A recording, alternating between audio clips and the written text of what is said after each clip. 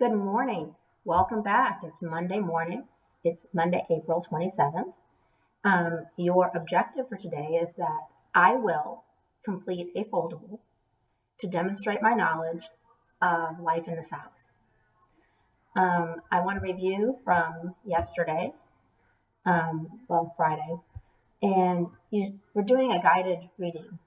And some of the big things you should get out of it was that during this time, 1820 to 1860, there was huge immigration. And these immigrants were coming in, most of them from Europe were coming in via Ellis Island, which is in New York. It doesn't talk about this, but remember we talked about the fact that there were people coming in on the West Coast through California and Angel Island. But most immigration we talk about during this time period, we talk about the Europeans. So with this large amount of people coming into the United States, they needed jobs. So most of these immigrants, many of them stayed in urban areas like New York City, Boston. They went there because there were jobs, because the North was more industrialized. And the growth of big cities was expansive.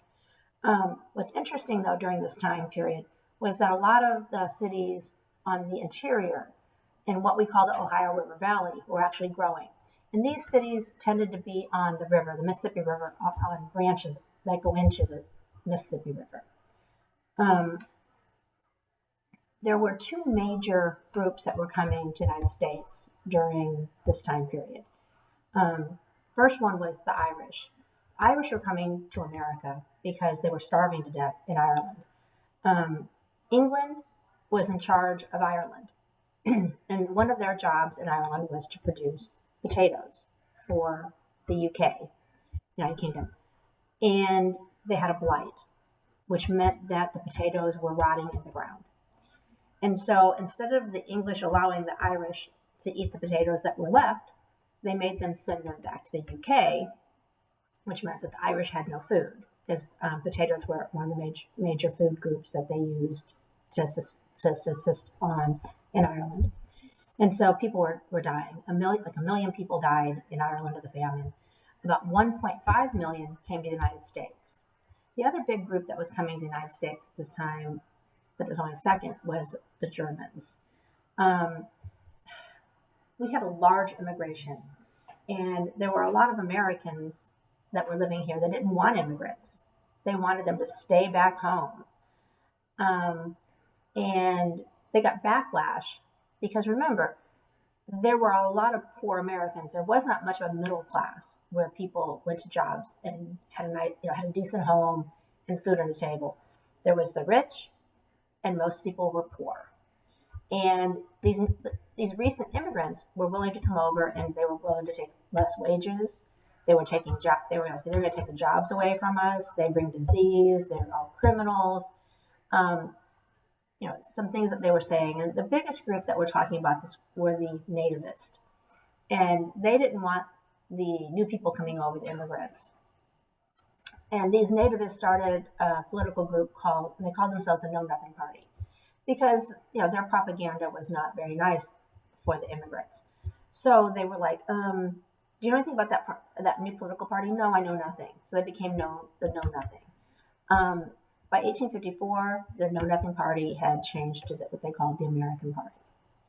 Okay, so today, you're actually going to be doing a foldable. Remember, on foldables, we fold the paper. I don't care how you do that. You may fold it into fours. You may fold it in half. Use the front and the back. That would be four. I don't even care if you fold. I don't care if you cut. That is your choice. You just have to have four sections. Now, I highly suggest that you use the four sections any way you want, and that you use bullet points. Put the heading down and then write bullet points. The four parts that you're going to have today are cotton in the South, results of the cotton gin, industry in the South, and transportation in the South. So let me go over what you're going to be reading today. Okay. So at this point in early 1800s to 1860 was a really big rise in cotton. Prior to this in the South, we know that they were doing tobacco, sugarcane, indigo, and some hemp, which was made into rope. Up until that point, that was the main. They did have some cotton, but it was so hard and it was so labor intensive that it just wasn't worth it to most of the southern plantation owners to grow cotton. But, which takes us to the next one, which is about the cotton gin.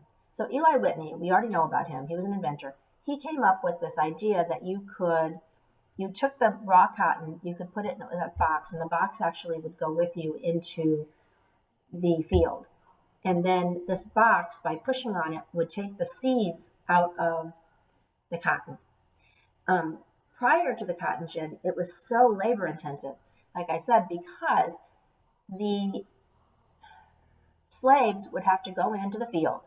They would have to put their hand into the cotton bulb, pull out the white cotton, and then someone would have to go through and pull out every single seed. And it was so labor intensive that it just wasn't cost effective. So very few people were growing cotton. But with the invention of the cotton gin, all of a sudden you could grow cotton, you could put it in the cotton gin. It was still labor intensive. And if you've ever driven through the South, Alabama, Georgia, South Carolina, during cotton season, when the cotton's ready to pick, it opens up. A cotton plant, the bulb where the actual cotton grows, it kind of looks like a rose, where it's tight, and then as the rose opens up, it gets prettier and opens up and opens up. Well, picture that, but instead of opening up and just seeing more of the rose petals, you open up and that's where the cotton actually is. And so if you've ever driven through any fields that have cotton in the South today, if it's time to pick, it's actually really cool looking at it because it's like snow all over the plants. But anyway, so now that they have the cotton gin, they can grow more cotton. But now it's still labor intensive. So now they need more slaves, which ends up being a huge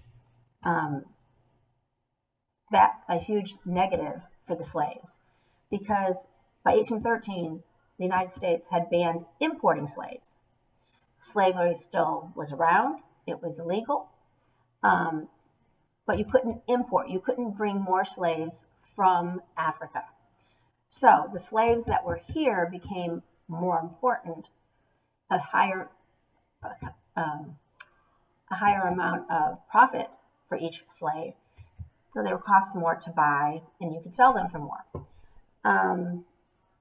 So the slave trade within the United States really, really, really got more expensive, and it was a bigger commodity. And the cotton gin actually made life more miserable for the actual slaves.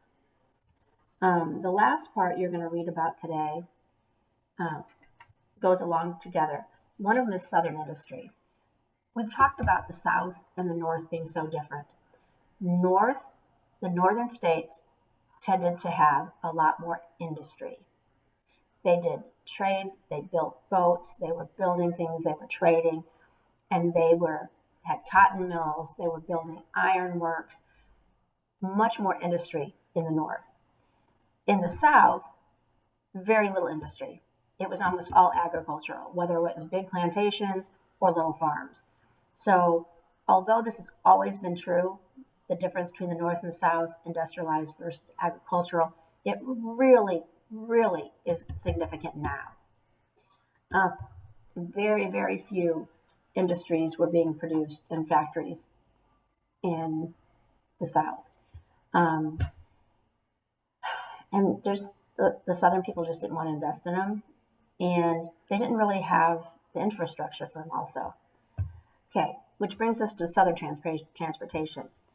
We talked about last week about railroads and how the railroads had grown significantly in the beginning to the middle of the 1800s. But most of these railroads were up north, or north of the Mason-Dixon line. And then we actually ends up even going transcontinental, which went from the East Coast all the way to California. The South, they had very few train tracks. And the ones they had tended to be very short from one place to another, not the system they had up north. In the South, most of the transportation was on waterways, which is how it was everywhere prior to the rise of trains. But the South still did not have many trains. And this is going to be significant because everything we're doing right now is leading us to the Civil War. So get your foldable done today, and I will see you tomorrow. Have a great day.